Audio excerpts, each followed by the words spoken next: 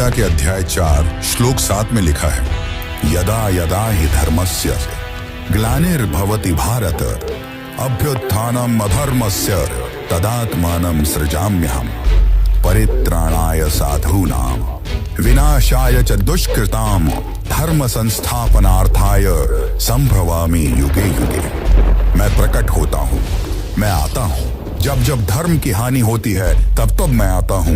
जब जब अधर्म बढ़ता है तब तब मैं आता हूँ। सज्जन लोगों की रक्षा के लिए मैं आता हूँ। दुष्टों का विनाश करने के लिए मैं आता हूँ। धर्म की स्थापना के लिए मैं आता हूँ और युग युग में जन्म लेता हूँ। ये बातें श्री कृष्ण ने कही हैं, जो स्वयं भगवान विष्णु के एक अवतार थे। पर यह विष्णु का पहला अवतार नहीं है। जब जब अधर्म धर्म पर हावी हुआ है तब तब विष्णु ने अवतार लिया है और आज तक विष्णु ने कुल 9 अवतार लिए और उनका 10वां अवतार कलयुग के अंत में होगा। पर क्या आपने कभी सोचा है कि ये अवतार कौन कौन से हैं और क्यों भगवान विष्णु को यह अवतार लेना पड़ा?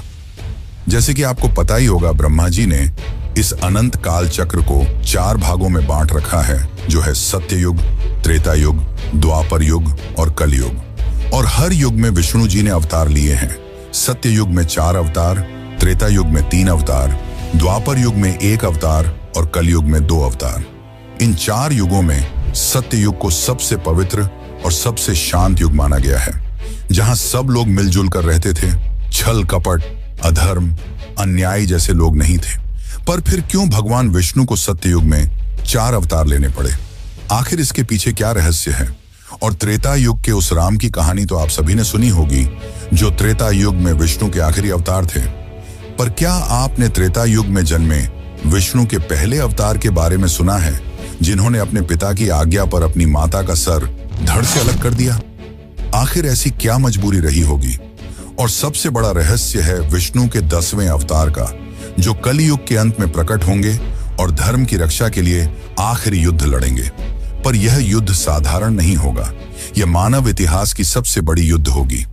और वह असुर कलिराज इतना शक्तिशाली होगा कि विष्णु के लिए उसे अकेले हराना असंभव होगा। तब 7 चिरंजीवियों के साथ गणेश जी भी एक भयानक अवतार लेंगे और उसके बाद जो होगा वह सुनकर तो आप भी चौंक जाएंगे। यह कहानी केवल विष्णु के 10 अवतार की नहीं, बल्कि सृष्टि के संतुलन की है। तो चलिए आज हम आपको विष्णु के 10 अवतार के दर्शन कराते हैं और उनके बारे में ऐसे बताएंगे जैसे आज तक आपको किसी ने नहीं बताया होगा। लेकिन उससे पहले अगर आपको वीडियो अच्छी लगे तो इसे लाइक करके कमेंट श्री हरि विष्णु जरूर लिखें।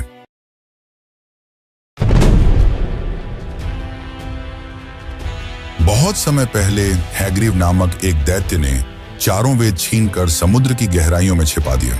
वेदों के बिना संसार अंधकारमय होने लगा और उसी समय महाप्रलय का समय भी निकट आ गया। पूरी पृथ्वी जल में डूबने वाली थी। ऐसे संकट की घड़ी में भगवान ने सृष्टि को सुरक्षित रखने और ज्ञान की रक्षा के लिए मत्स्य रूप धारण किया। इसी बीच सत्य युग के एक धर्मनिष्ठ आर्षि वैवस्वत मनु नदी के तट पर स्नान करने पहुंचे। तभी उनके करों में एक नन्ही सी मछली आ गिरी। मछली बोली, हे महात्मा, कृपा कर मेरी रक्षा कीजिए, बड़ी मछलियां मुझे खाएंगी। मनु को उस पर दया आई और उन्होंने उसे अपने कमंडलू में रख लिया। लेकिन यह तो बस शुरुआत थी। धीरे धीरे वह मछली बढ़ती गई, कमंडलू से तालाब तक, तालाब से झील तक और झील से नदी तक। हर बार उसका आकार इतना विशाल होता गया कि मनु चकित रह गए। अंततः जब उन्होंने उसे समुद्र में छोड़ा तब वह एक विराट रूप में प्रकट हुई। मनु ने हाथ जोड़कर कहा, आप कोई साधारण जीव नहीं हैं, कृपा कर बताइए आप कौन हैं? तभी भगवान विष्णु मत्स्य रूप में प्रकट होकर बोले, हे मनु, शीघ्र ही महाप्रलय आने वाला है। पूरा संसार जल में डूब जाएगा, लेकिन तुम्हें और जीवों की संतति को बचाकर नई सृष्टि की नींव डालनी होगी। जब प्रलय आए तब तुम अपनी पत्नी, 7 महान अर्षियों, औषधियों और सभी जीव जंतुओं के बीजों को एक नाव में लेकर बैठ जाना। मैं मत्स्य रूप में उस नाव को सुरक्षित स्थान तक ले जाऊंगा। वहीं से जीवन का पुनः आरंभ होगा। मनु ने भगवान की आज्ञा का पालन किया। जब प्रलय का समय आया तो मनु अपनी नाव में बैठकर उस भयंकर समुद्र में डगमगाने लगे। तभी भगवान विष्णु मत्स्य अवतार में प्रकट हुए और उन्होंने नाव को खींचते हुए उसे सुरक्षित स्थान यानी कि हिमालय के शिखरों तक पहुंचा दिया। प्रलय के उस अंधकार में भगवान ने मनु को धर्म, सृष्टि और ब्रह्मांड के रहस्यों का उपदेश भी दिया। तत्पश्चात उन्होंने हैग्रीव दैत्य का वध कर चारों वेदों को पुनः देवताओं को लौटा दिया। इस प्रकार ज्ञान की ज्योति फिर से प्रकट हुई और जीवन का बीज बचा रहा।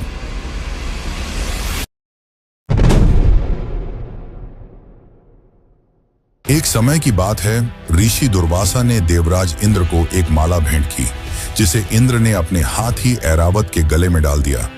हाथी ने उस माला को पैरों तले रौंद दिया। यह देखकर दुर्वासा अत्यंत क्रोधित हो उठे और उन्होंने देवताओं को श्राप दिया कि उनकी समस्त शक्तियां क्षीण हो जाएंगी। श्राप के प्रभाव से देवता निर्बल हो गए। उधर दानवों ने इस अवसर का लाभ उठाकर उन पर आक्रमण कर दिया। देवता हारने लगे और घबराकर भगवान विष्णु की शरण में पहुंचे। देवताओं ने निवेदन किया, हे प्रभु, यदि आप ही हमारी रक्षा नहीं करेंगे तो अधर्म की विजय निश्चित है। भगवान मुस्कुराए और बोले, शक्ति पुनः प्राप्त करने का एक ही मार्ग है, समुद्र मंथन। क्षीर सागर का मंथन करने पर अमृत प्रकट होगा। वही अमृत तुम्हें अमृतत्व और बल प्रदान करेगा। परंतु इतना विशाल कार्य तुम अकेले नहीं कर सकते, तुम्हें दानवों को भी साथ लेना होगा। उनके बिना यह संभव नहीं है। इंद्र दानवराज बाली के पास गए और यह प्रस्ताव रखा, आओ हम मिलकर समुद्र का मंथन करें। जो भी रत्न और अमृत निकलेगा उसका समान बंटवारा होगा। बाली पहले तो संदेह में था, लेकिन जब उसे पता चला कि यह स्वयं नारायण का आदेश है तो उसने प्रस्ताव स्वीकार कर लिया। मंदार पर्वत को मथनी बनाया गया और नागराज वासुकी को रस्सी।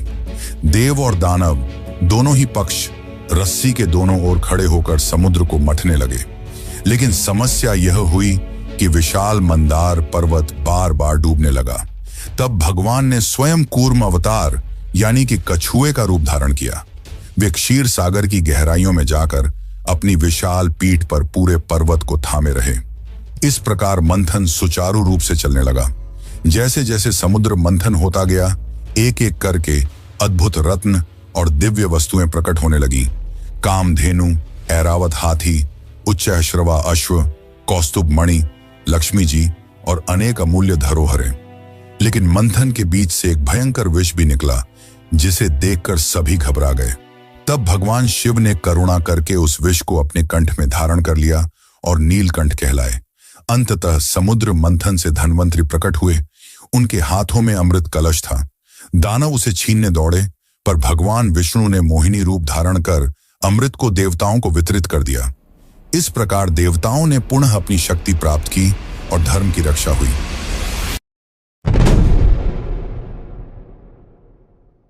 सृष्टि के आरंभिक युगों में दो असुर भाई उत्पन्न हुए, हिरण्याक्ष और हिरण्यकश्यप। दोनों ही दैत्य अत्यंत पराक्रमी और अहंकारी थे। उनकी शक्ति दिन प्रतिदिन बढ़ने लगी। धीरे धीरे उनका आतंक तीनों लोकों में फैल गया। देवता भी उनसे भयभीत हो गए और अधर्म चारों ओर हावी होने लगा। इनमें से हिरण्याक्ष विशेष रूप से गर्व और बल का प्रतीक था। अपनी शक्ति दिखाने के लिए उसने एक अद्भुत कृत्य किया। उसने स्वयं पृथ्वी का अपहरण कर लिया। उसने पृथ्वी को अपने बल से ले जाकर समुद्र की गहराइयों में छिपा दिया, जिससे जीव जंतु, मनुष्य और देवता सब चिंतित हो उठे। पृथ्वी माता ने करुणा भरी पुकार लगाई, हे नारायण, मेरी रक्षा कीजिए। उनकी पुकार सुनकर भगवान विष्णु ने एक अद्भुत रूप धारण किया। वराह अर्थात दिव्य जंगली सुअर। उनकी गर्जना से तीनों लोग गूंज उठे। वराह रूप धारण करके भगवान सागर की गहराइयों में उतरे। वहां हिरण्याक्ष खड़ा था, अपने अद्भुत बल पर घमंड करते हुए। उसने भगवान को देखा और हंसते हुए बोला, अरे ये तुच्छ जानवर मेरे सामने आया है, आज मैं इसे भी नष्ट कर दूंगा। फिर प्रारंभ हुआ एक भयंकर युद्ध। समुद्र की गहराइयों में दोनों का संघर्ष इतना भीषण था कि देवता ऊपर खड़े होकर भय और आश्चर्य से देख रहे थे। इस महासंग्राम में अंततः भगवान वराह ने अपने तीव्र दांतों से हिरण्याक्ष को उठा लिया और उसे चारों ओर घुमाकर परास्त कर दिया। फिर भगवान ने अपनी विशाल दांतों पर पृथ्वी माता को उठाया और उन्हें जल से बाहर लाकर ब्रह्मांड के संतुलन स्थान पर स्थापित कर दिया। लेकिन यह कथा यहीं समाप्त नहीं होती। हिरण्याक्ष का भाई हिरण्यकश्यप इस घटना से क्रोधित हो उठा। उसने निश्चय किया कि वह अपने भाई की मृत्यु का प्रतिशोध अवश्य लेगा।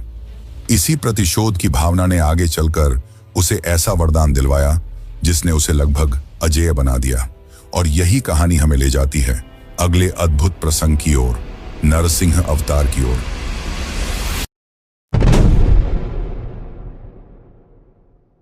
हिरण्याक्ष के वध के बाद उसका भाई हिरण्यकश्यप प्रतिशोध की आग में जलने लगा। उसने ठान लिया कि वह अपने भाई की मृत्यु का बदला लेगा। इसके लिए उसने कठोर तपस्या की और स्वयं ब्रह्मा जी को प्रसन्न किया। जब ब्रह्मा जी उसके सामने प्रकट हुए तो हिरण्यकश्यप ने उनसे ऐसा वरदान मांगा जिससे उसकी मृत्यु लगभग असंभव हो जाए। उसने कहा, मुझे न तो मनुष्य मार सके, न पशु, न दिन में मरूं, न रात में, न आकाश में, न धरती पर, न घर के भीतर, न बाहर, न अस्त्र से, न शस्त्र से। ब्रह्मा जी ने उसकी कठिन तपस्या से प्रसन्न होकर यह वरदान दे दिया। वरदान पाकर हिरण्यकश्यप का अभिमान चरम पर पहुंच गया। वह स्वयं को अमर समझने लगा। उसने घोषणा कर दी, अब सृष्टि में भगवान का कोई अस्तित्व नहीं है, केवल मैं ही सर्वोच्च हूं, सबको मेरी पूजा करनी होगी। लेकिन हिरण्यकश्यप का अपना ही पुत्र प्रहलाद उसके विरुद्ध खड़ा हो गया। प्रहलाद बचपन से ही भगवान विष्णु का अनन्य भक्त था। वह दिन रात ओम नमो नारायणाय का जप करता। पिता लाख रोकता धमकाता, यहां तक कि दंड देता, पर प्रहलाद कभी विचलित नहीं हुआ। हिरण्यकश्यप ने उसे मारने के कई प्रयास किए।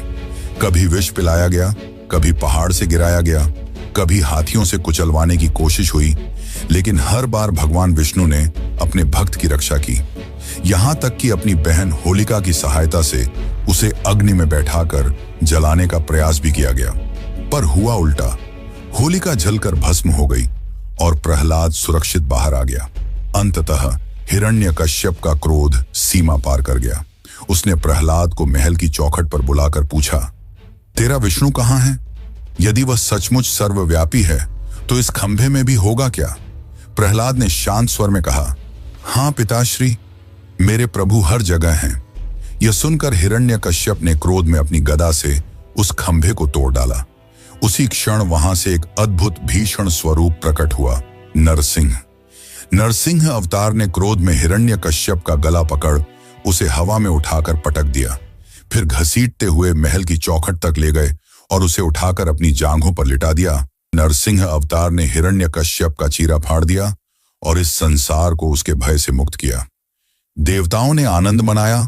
प्रहलाद ने अपने प्रभु के चरणों में प्रणाम किया और सृष्टि में फिर से धर्म का प्रकाश फैल गया।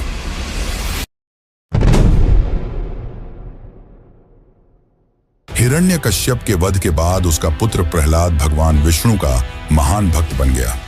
प्रहलाद की भक्ति की गाथा तीनों लोकों में प्रसिद्ध हुई। समय बीता और उसके वंश में जन्म हुआ राजा बलि का, जो प्रहलाद का पोता था। बलि बचपन से ही साहसी और उदार थे। उन्होंने कठोर तपस्या की और देवताओं से भी अधिक शक्ति प्राप्त की। गुरु शुक्राचार्य के मार्गदर्शन में उन्होंने असुरों का नेतृत्व किया और एक एक कर देवताओं को पराजित कर दिया। स्वर्ग लोक तक पर कब्जा कर लिया गया। देवता असहाय हो उठे और भगवान विष्णु के पास पहुंचे। भगवान ने देखा कि बलि अत्यंत बलशाली है, परंतु एक गुण उसमें विशेष रूप से प्रबल था, उसकी दानवीरता। वह किसी भी याचक को खाली हाथ नहीं लौटाता था। इसीलिए उन्होंने वामन अवतार धारण किया, एक छोटे से ब्राह्मण बालक का रूप। सिर पर जटाजूट, हाथ में कमंडल, शरीर पर चमकता तेज और वाणी में विनम्रता। एक दिन राजा बलि विशाल यज्ञ कर रहे थे, तभी वहां यह नन्हा ब्राह्मण पहुंचा। बलि ने उनका आदर सत्कार किया और बोला, ब्रह्मचारी, बताइए आपको क्या चाहिए, मैं आपको अवश्य दान दूंगा। वामन मुस्कुराए और बोले, राजन, मुझे केवल 3 पग भूमि चाहिए, जहां मैं शांति से बैठकर तप कर सकूं। सभी सभा चकित रह गई। इतना महान दानवीर राजा और इतना छोटा सा दान। बलि ने हंसते हुए कहा, मुझे लगा था कि तुम स्वर्ण, गायों या कोई राज्य मांगोगे, लेकिन तुमने तो केवल 3 पग भूमि मांगी। इसे मैं अवश्य दूंगा। जैसे ही बलि ने संकल्प लिया, वही छोटा ब्राह्मण अचानक विराट हो उठा। उसका शरीर आकाश छू गया, सिर से ब्रह्मांड तक उसका प्रकाश फैल गया। ये थे स्वयं वामन विष्णु का त्रिविक्रम रूप। भगवान ने पहला पग बढ़ाया, पूरी पृथ्वी नाप ली। दूसरा पग बढ़ाया, पूरा आकाश माप लिया। अब तीसरे पग के लिए स्थान नहीं बचा। भगवान ने बलि की ओर देखा। बलि ने मुस्कुराकर अपना सिर झुका दिया और कहा, प्रभु, तीसरा पग आप मेरे मस्तक पर रख दीजिए। भगवान ने ऐसा ही किया और बलि को पाताल लोक भेज दिया। परंतु उनकी दानवीरता और सत्यनिष्ठा से प्रसन्न होकर विष्णु ने उन्हें आशीर्वाद दिया, राजन, तुम पाताल लोक में भी राजा बनोगे और मैं स्वयं तुम्हारे द्वार पर सदैव पहरा दूंगा। यही कारण है कि आज भी लोग मानते हैं कि राजा बलि के द्वार पर स्वयं विष्णु वामन रूप में द्वारपाल बने खड़े हैं।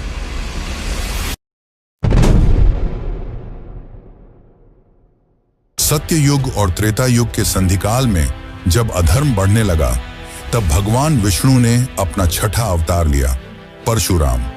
उनका जन्म ऋषि जमदग्नि और माता रेणुका के घर हुआ। बचपन में ही उन्होंने शस्त्रों और शास्त्रों की गहन शिक्षा प्राप्त की।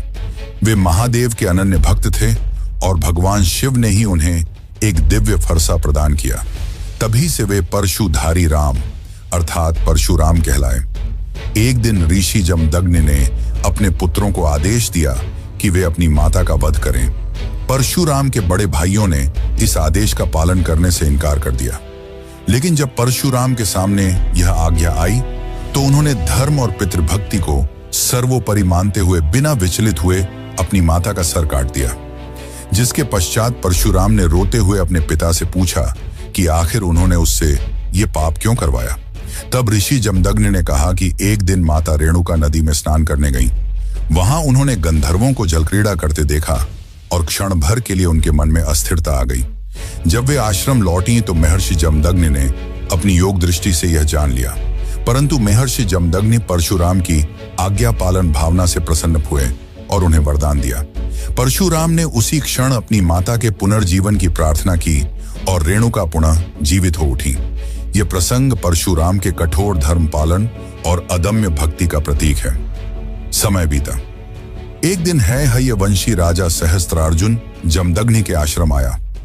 वहां उसने कामधेनु नामक दिव्य गाय देखी, जिसके द्वारा ऋषि सब अतिथियों का सत्कार कर सकते थे। लालच में आकर सहस्त्रार्जुन ने बलपूर्वक कामधेनु को छीन लिया। जब परशुराम को इसका समाचार मिला तो उन्होंने अकेले ही राजा और उसकी विशाल सेना का सामना किया। उन्होंने सहस्त्रार्जुन का वध किया और कामधेनु को वापस ले आए।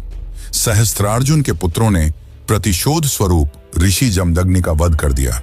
यह समाचार पाकर परशुराम क्रोध से जल उठे। उन्होंने प्रतिज्ञा ली, मैं इस पृथ्वी से क्षत्रियों का विनाश कर दूंगा। इसके बाद परशुराम ने अकेले ही 22 बार पूरी पृथ्वी से क्षत्रियों का संहार किया। उन्होंने क्षत्रिय वंश को लगभग समाप्त कर दिया। इतना भयंकर प्रतिशोध इतिहास में दूसरा नहीं मिलता। अपने व्रत को पूर्ण करने के बाद परशुराम ने अश्वमेध यज्ञ कर संपूर्ण पृथ्वी महर्षि कश्यप को दान कर दी। फिर वे अपने शस्त्र इंद्र को सौंपकर महेंद्र पर्वत पर तपस्या में लीन हो गए। लेकिन परशुराम की गाथा यहीं समाप्त नहीं होती। उन्हें देवताओं ने चिरंजीवी का वरदान दिया। आज भी वे जीवित माने जाते हैं और कहा जाता है कि वे कल के अवतार के समय प्रकट होकर उन्हें दिव्य शस्त्र प्रदान करेंगे और धर्म स्थापना में सहायक बनेंगे।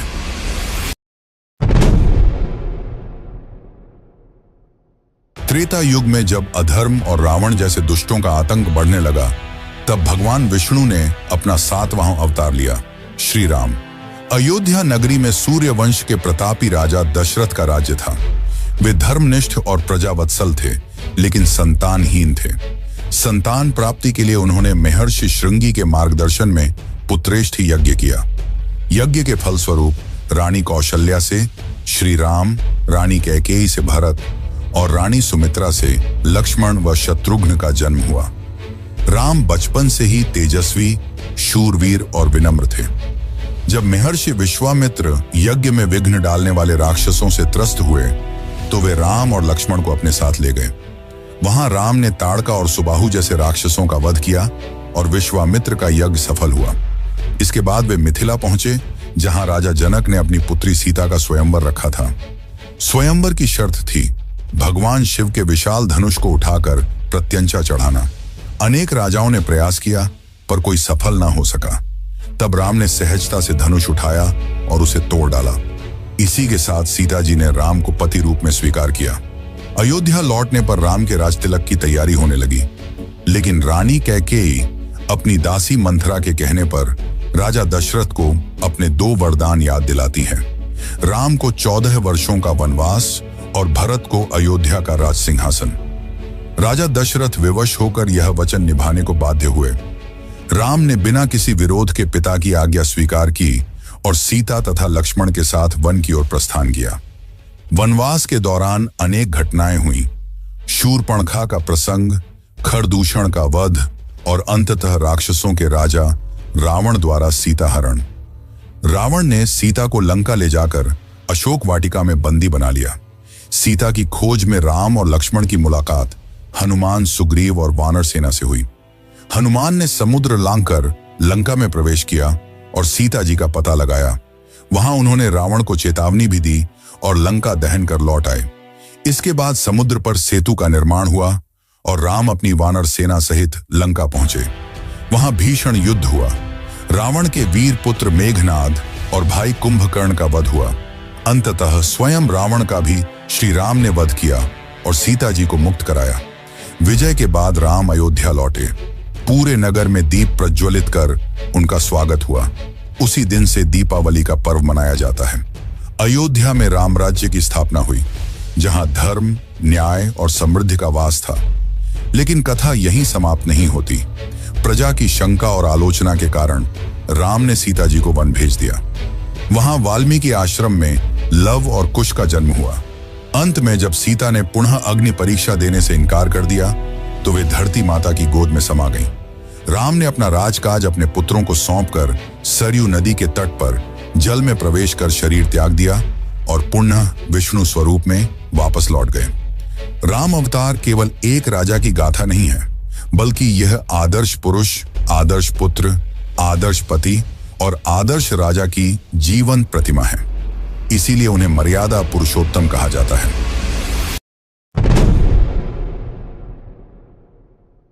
द्वापर युग में जब अधर्म का बोलबाला बढ़ने लगा और आतंक चरम पर था, तब भगवान विष्णु ने अपना 8वां अवतार लिया, श्री कृष्ण। मथुरा नगरी का राजा था अत्याचारी कंस। एक दिन जब कंस अपनी बहन देवकी का विवाह वसुदेव से करा रहा था, तभी आकाशवाणी हुई, कंस, तुम्हारा संहार देवकी का 8वां पुत्र करेगा। यह सुनते ही कंस क्रोधित हो उठा और देवकी वसुदेव को कारागार में बंद कर दिया। देवकी की हर संतान का जन्म होते ही कंस उसे मार डालता। इस तरह 7 शिशुओं की हत्या कर दी गई। अंततः जब 8वां पुत्र जन्मा, वही थे स्वयं नारायण श्री कृष्ण। उनका जन्म भाद्रपद मास की कृष्ण अष्टमी की आधी रात को हुआ। कारागार में चमत्कार हुआ। सैनिक सो गए, पहरेदार बेहोश हो गए और कारागार के द्वार खुल गए। वसुदेव ने शिशु कृष्ण को टोकरी में रखकर यमुना नदी पार की। मार्ग में शेषनाग अपनी फन फैलाकर शिशु की रक्षा करते रहे। वसुदेव ने बालक को गोकुल पहुंचाया और नंद बाबा यशोदा की गोद में सौंप दिया। इस प्रकार कृष्ण का पालन पोषण गोकुल में हुआ। कृष्ण बचपन से ही नटखट और मनमोहक थे। वे माखन चुराते, गोपियों की मटकी फोड़ते और अपनी बांसुरी की धुन से सबका मन मोह लेते। उनकी बाल लीलाएं आज भी लोक गीतों और कथाओं में गाई जाती हैं। उन्होंने अनेक असुरों का वध भी किया, पूतना, शकटासुर, तृणावर्त, बकासुर, अघासुर आदि। जब यमुना में कालिया नाग ने आतंक मचाया, तब कृष्ण ने उसके फनों पर नृत्य कर उसे वश में किया और यमुना को विषमुक्त कराया। बरसाने की राधा उनकी प्राणप्रिया थी। राधा और कृष्ण का प्रेम केवल सांसारिक नहीं, बल्कि आत्मा और परमात्मा के मिलन का प्रतीक है। वृंदावन की रास लीला में कृष्ण की बांसुरी की धुन सुनकर गोपियां आत्म विभोर हो जाती थीं। कृष्ण बड़े हुए और मथुरा लौटकर कंस का वध किया। इस प्रकार देवकी वसुदेव को मुक्त कराया और मथुरा की प्रजा को आतंक से बचाया। इसके बाद कृष्ण ने द्वारका नगरी बसाई और यदुवंश का विस्तार किया। द्वापर युग का सबसे बड़ा प्रसंग था महाभारत। इसमें कृष्ण ने पांडवों का साथ दिया और अर्जुन के सारथी बने। युद्ध भूमि में जब अर्जुन धर्म संकट में पड़े, तब कृष्ण ने उन्हें गीता का उपदेश दिया। जीवन, धर्म, आत्मा और कर्तव्य का वह ज्ञान जो आज भी मानवता के लिए मार्गदर्शक है। महाभारत युद्ध में पांडवों की विजय हुई और अधर्म पर धर्म की स्थापना हुई। युद्ध के बाद धीरे धीरे यदुवंश में भी कलह बढ़ने लगा। गांधारी के श्राप के कारण यदुवंश नष्ट हुआ। अंततः कृष्ण वन में पीपल के वृक्ष के नीचे विश्राम कर रहे थे तभी एक शिकारी ने उन्हें हिरण समझकर उनके पैर में बाण मार दिया। कृष्ण मुस्कुराए और उसे अभयदान दिया। यही उनका अंत था और इसी के साथ द्वापर युग समाप्त होकर कलयुग का आरंभ हुआ।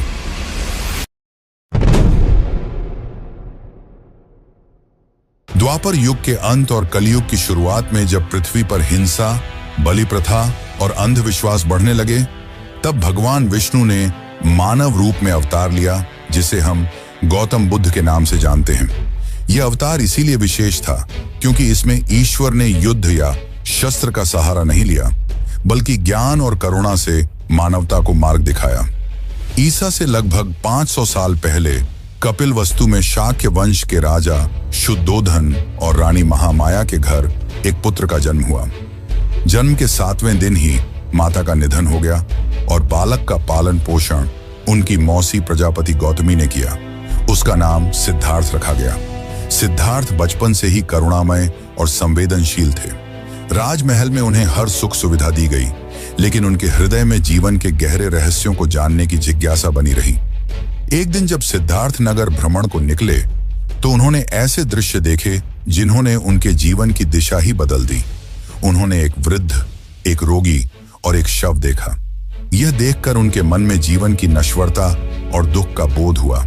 फिर उन्होंने एक सन्यासी को देखा जो त्याग और शांति के मार्ग पर था।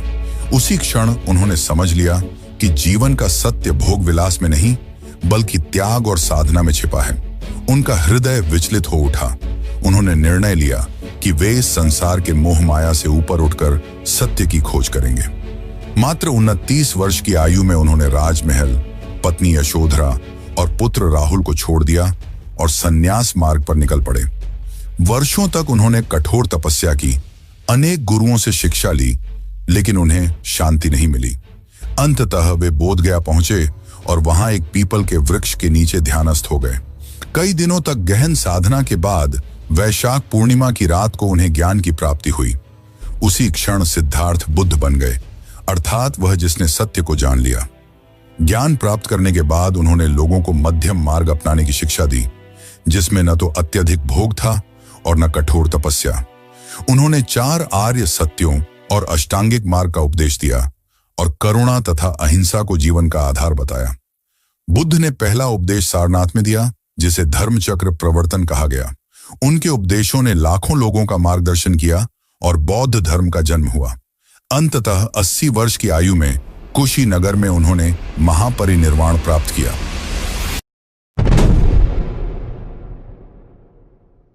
कलयुग की शुरुआत के साथ ही धर्म क्षीण होने लगा और अधर्म ने चारों ओर अपने पैर पसार दिए। समय के साथ झूठ, लोभ, पाप और हिंसा जीवन का हिस्सा बनते गए। शास्त्रों में वर्णन है कि कलयुग के अंतिम चरण में स्थिति इतनी भयानक हो जाएगी कि मनुष्य की आयु बहुत छोटी रह जाएगी। रिश्तों में प्रेम नहीं बचेगा। धर्म केवल नाम मात्र का रह जाएगा और अधर्म ही शासन करेगा। ऐसे समय में जब पृथ्वी अत्याचार से कराह रही होगी, जब निर्दोषों की पुकार आकाश तक पहुंच जाएगी और जब अधर्म का भार असहनीय हो जाएगा, तब स्वयं भगवान विष्णु अपने अंतिम अवतार के रूप में प्रकट होंगे। ये होगा कल की अवतार। पुराणों में वर्णन है कि उत्तर प्रदेश के संभल नामक स्थान पर विष्णु यश नामक एक ब्राह्मण के घर एक पुत्र का जन्म होगा। वही पुत्र आगे चलकर कल की कहलाएगा। कल की घोड़े की तरह तीव्रगामी होंगे और उनके पास देवदत्त नाम का एक सफेद अश्व होगा। उनके हाथों में एक दिव्य चमचमाती तलवार होगी, जिसकी तेज से अधर्म कांप उठेगा। कल्कि का उद्देश्य होगा अधर्म और अत्याचार का अंत करना। वे दुष्टों, पापियों और कलयुग के अत्याचारी शासकों का विनाश करेंगे और एक नए युग की स्थापना करेंगे। शास्त्र कहते हैं कि कल्कि ही इस कलयुग का अंत कर फिर से सत्य युग का आरंभ करेंगे। लेकिन कल्कि की कथा यहीं समाप्त नहीं होती। मान्यता है कि जब वे प्रकट होंगे तो उनके साथ वे अमर योद्धा भी खड़े होंगे, जिन्हें हम चिरंजीवी कहते हैं, जैसे परशुराम, हनुमान, अश्वत्थामा और अन्य। कहा जाता है कि परशुराम स्वयं कल्कि को शस्त्र प्रदान करेंगे और उन्हें धर्म युद्ध के लिए तैयार करेंगे। कल्कि अवतार आज भी रहस्य से घिरा हुआ है। कोई नहीं जानता कि उनका प्रकट होना कब और कैसे होगा, परंतु इतना निश्चित है कि जब अधर्म अपनी चरम सीमा पर पहुंच जाएगा, तब उनका आगमन अवश्य होगा। और शायद यहीं से शुरू होंगी एक और रहस्यमयी कहानी कलिराज की। शास्त्रों में संकेत है कि कलियुग के अंतिम चरण में कलिराज नाम का एक भयानक चरित्र उभरेगा, जो अधर्म का प्रतीक होगा और संसार को विनाश की ओर धकेलेगा। यही वह शक्ति होगी जिसका अंत करने के लिए कल की प्रकट होंगे। कलिराज कौन होगा, उसका साम्राज्य कैसा होगा और किस तरह उसका सामना कल किसे होगा, यह एक ऐसा रहस्य है जिसे आने वाला समय ही उजागर करेगा।